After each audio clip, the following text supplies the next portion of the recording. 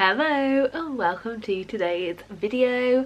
This is my May wrap up. I'm going to be telling you about all of the books that I read during the month of May. In the month of May I read 19 books, which honestly feels pretty insane. I don't know how I read that much, honestly. It didn't feel like a lot at the time, but obviously it is. And the amount of pages that equates to is 7,316. So yeah, before I tell you about the actual books, which will be a rapid fire of the book, the rating and a few thoughts, I'll first of all tell you about a few statistics. The genres that I read from in May were fantasy romance, romance fiction, sci-fi fantasy and cozy fantasy. I read most of my books in May via ebook. 63.2% of the books I read were via ebook, followed by audiobook, followed by a mixture, followed by only one book read physically, which, if you've been around here before, that is not like my normal reading. We are normally mostly physical and then followed quite closely after with mixed media. So yeah, really surprised by that, but I do think I understand why with the type of books that I've been reading. 17 of the books I read were part of series and 2 were standalones. And then in terms of age category, almost half of them were new adult, 31% were adult and 21% were young adult. Yeah, like quite a mixture, but again, less young adult, more adult, and that's just how it's slowly changing over time. I do have a lot more of my statistics here. I'm going to do a video probably the end of June where I go over the first 6 months of my reading journal, so if you want to see more of those you can see that there. But for now I think that's all of the like important statistics that you'll probably find the most interesting. So let's talk about the actual books that I read.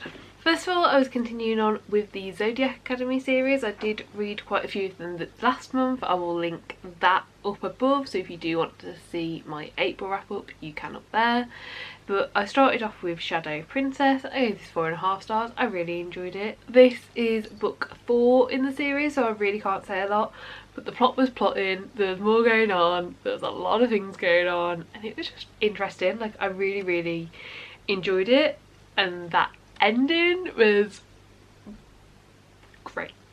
Then after that I read Cursed Fates, which is the next book, and this also got 4.5 stars. There were just so many moments in this that I really enjoyed. Like, so many of the little moments in this one were what seemed important to me and what really made this feel much more like collected than the previous books in the series. Then I read the Origins of an Academy Bully book.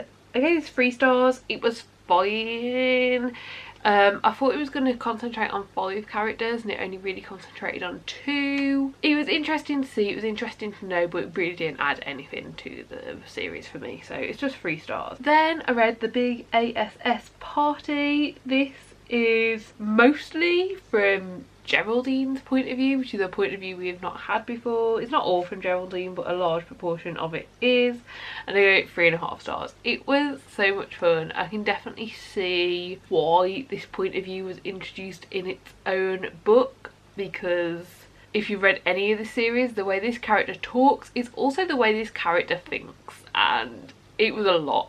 Like, I was along for the ride. It was fun. It didn't all make sense. And then I read the very short story, I think it's literally about 15 pages, of Seth on the Moon. I gave it 3 stars because there was nothing wrong. Oh, okay, we're moving. Excuse me, what do you think you're doing? What, you move the camera? You move the camera? No, are you gonna do it again? Yeah, flop that way, flop that way. Yeah, thank you. But yeah, then I read the very short story of Geoff and Jafar. I mean, there was nothing wrong with it, but it was just weird. I don't really know what I read. Would I reread it? No.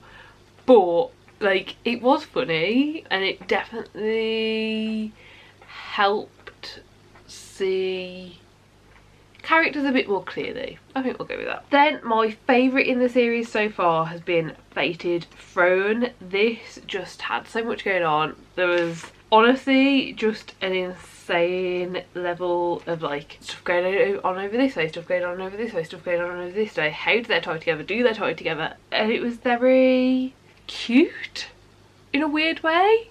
I can't say anymore. We're so late into the series by now. I think this is book like 7 or 8, so I really can't say anymore, but I did really enjoy it. It's my favourite one so far. Then, to split it up a bit, I read my first non-Zodiac Academy book, and that was Iris Kelly Doesn't Date. This is the final book in the Bright Falls trilogy, which is starting with Delilah Green Doesn't Care. But Iris Kelly Doesn't Date was really fun. I gave it 3.5 stars. I really did enjoy it. It was a really good book.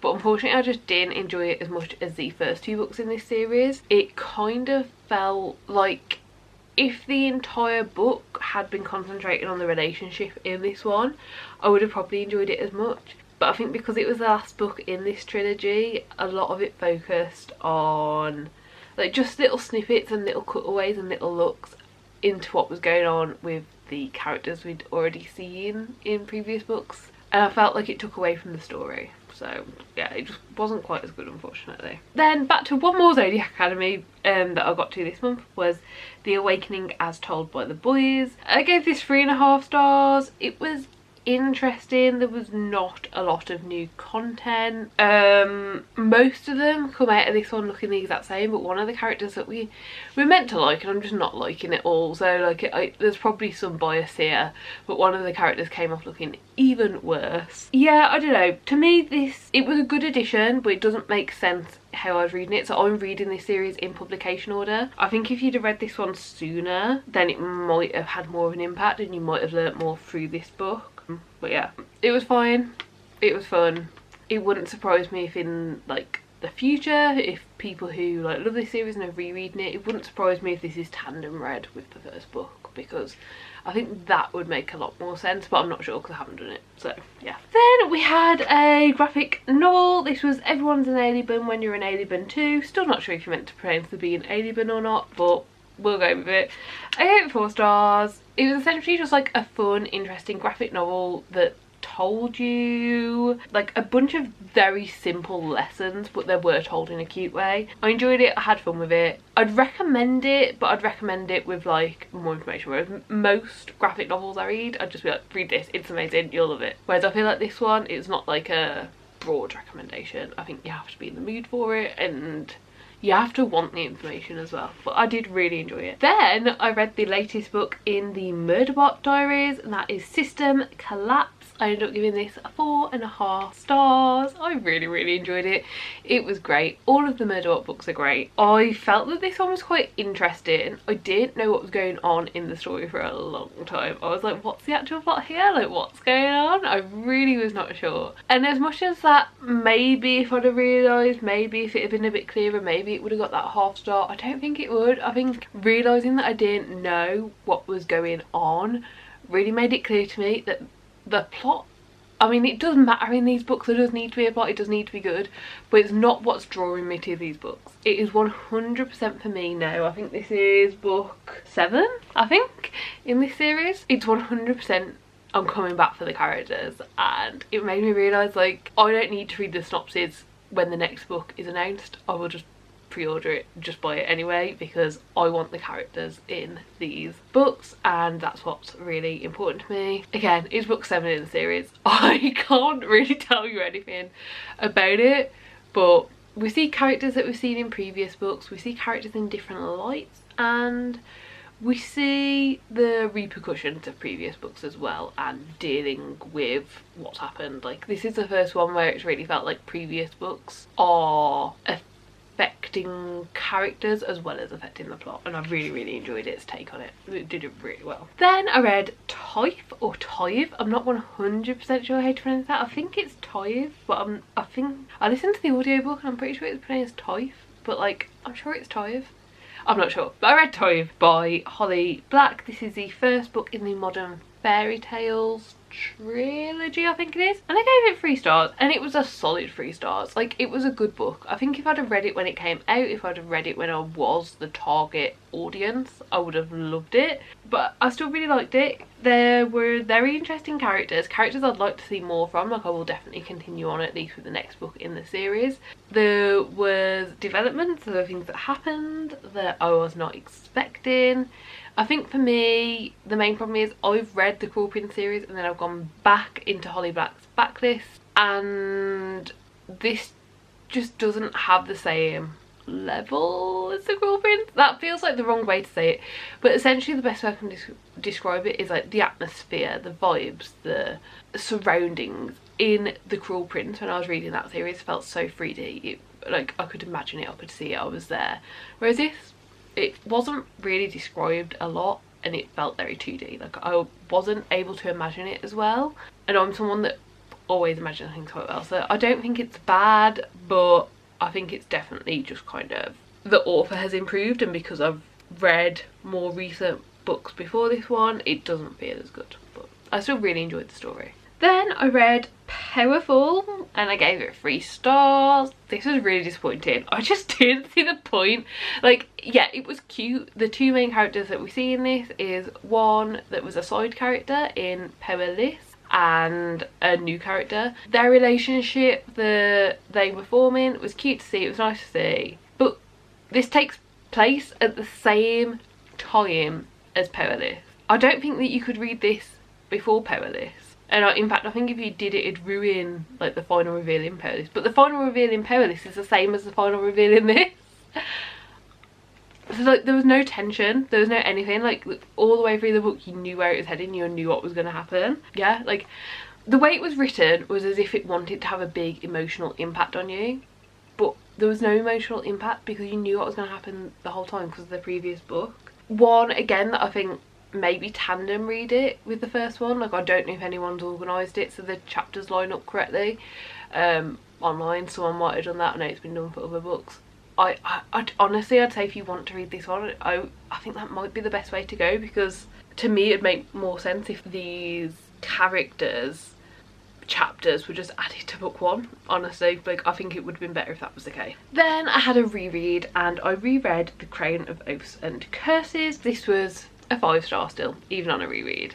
I won't say too much about this one because I'm sure if you've been here a while you've heard me talk about it. It was my favourite book of last year. It took the top spot. It was like the best book I read and I really loved it and I enjoyed it. I've spoken about it loads, but essentially going back into this world, seeing these characters again was amazing, and just seeing it again, knowing where and how the story ends, there's a lot more foreshadowing than I expected there to be.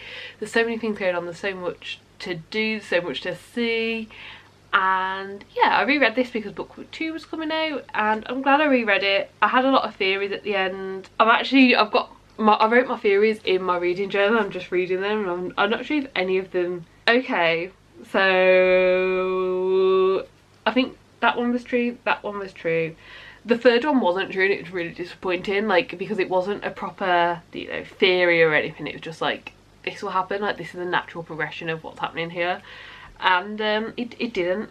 And the 4th thing was kind of mentioned, but it didn't happen how I planned it to. So yeah, I'm really glad that I did reread it before the 2nd book in the series came out, and yeah, it was great. And then there was some drama with the release of the 2nd book, so we're not there yet, but in the meantime I read A Touch of Darkness, and I don't know why I read this. Basically the audiobook was available on Scribd, it came up as a recommendation, but I plan on reading this later in the year for the senses prompt on the Buzzwordathon. And I'm now not sure if I will continue the series, so I might have to rethink that.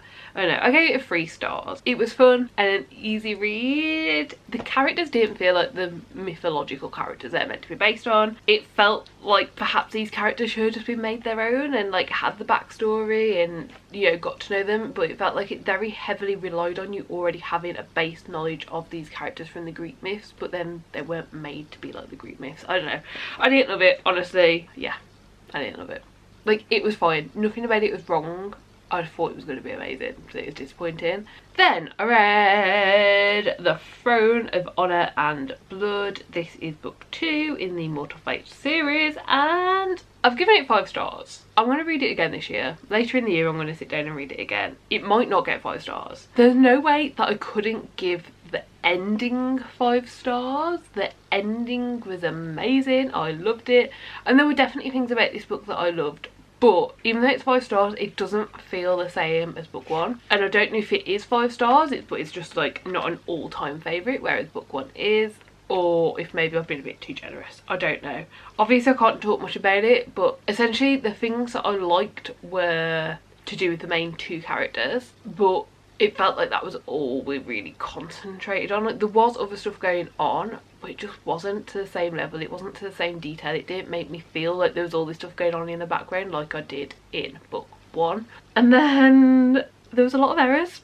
I haven't marked it down for this, but you know, I've read it on Kindle. I've read it on Kindle Unlimited, so you can change ebooks like as often as you want and it'll update everyone's. But yeah, it did feel like I was reading a proof copy rather than a final copy with the amount of errors. I reported a couple of them that were like literally changed the plot of the book because the wrong word was used. Most of it is grammatical, which like isn't the end of the world. Normally I have a lot more leeway for it, but it was a lot, and this book was pushed back so much because they wanted it to be perfect. For there to then be that many errors, it was disappointing. But I still thoroughly enjoyed the actual story, the actual plot. I just wish we got more. Like, honestly, it's not very often I say this, but it felt like this book should have been longer, so that not so more happened, not so we got further on than where it ended, but so we could see all these other things that were, I guess, happening in the background, but we weren't made to feel like it. Then I decided I was going to do a NetGalley reading video, but before that I needed to read a short story from an author. The short story was Daughter of the Desert. This is just available on the author's website,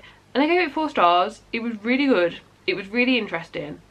It was essentially about races on these creatures that are described very similar to dragons but without wings, essentially. Like, they were very, very interesting, and I could tell you more. I could go into this, but I think we should have waited a couple because I really enjoyed the short story. I thought it was really good. I was hoping for more of that. But first of all, the next book that I read was Rewitched. This was the first book in that NetGalley vlog. I will link it up above if you want to see all of these in more detail, but again, there will be no spoilers. These aren't out yet, so these are all art copies that I've got for review through NetGalley.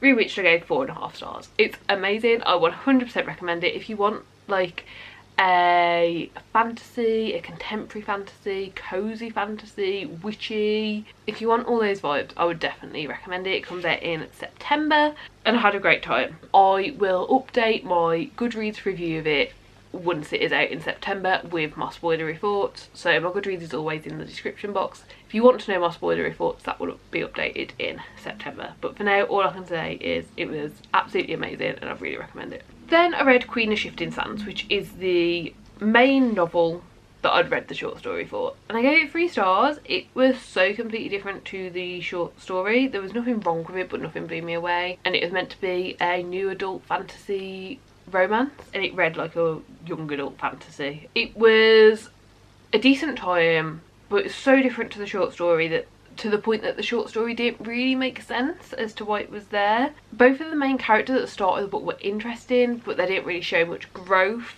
and although I enjoyed it, like, it was fine, even the ending didn't leave me wanting more.